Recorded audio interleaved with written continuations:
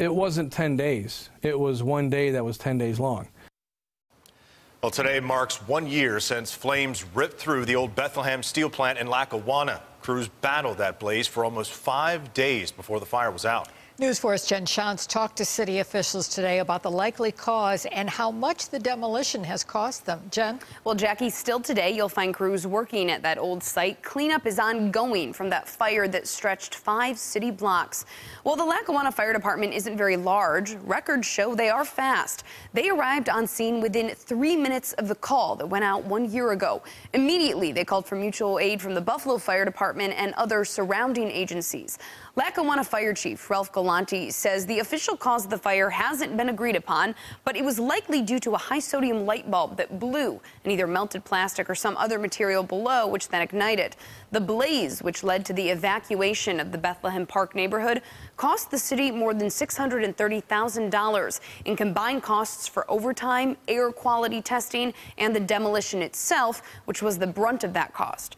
Mayor Jeff Zemansky says the city is currently in negotiations with Great Lakes Industrial, who owns the property, to try to get some reimbursement for the cost.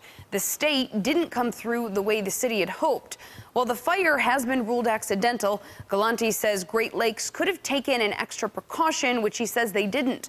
Galante says other companies were renting storage space from Great Lakes, something the city didn't know about.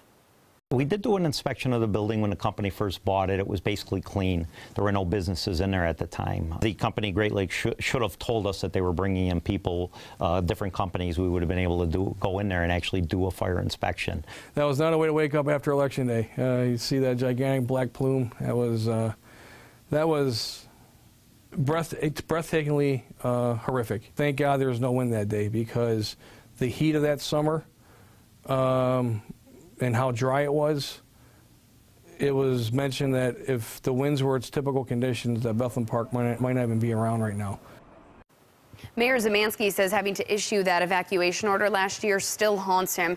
He says neighbors in the Bethlehem Park area should not be concerned about long-term health concerns based on the air monitoring the city paid for. He did, however, mention that some homes did not receive the free cleaning they were promised from Great Lakes Industrial due to a dead number that accidentally was put out. Live in the studio, Jen Shantz, News 4 at 5.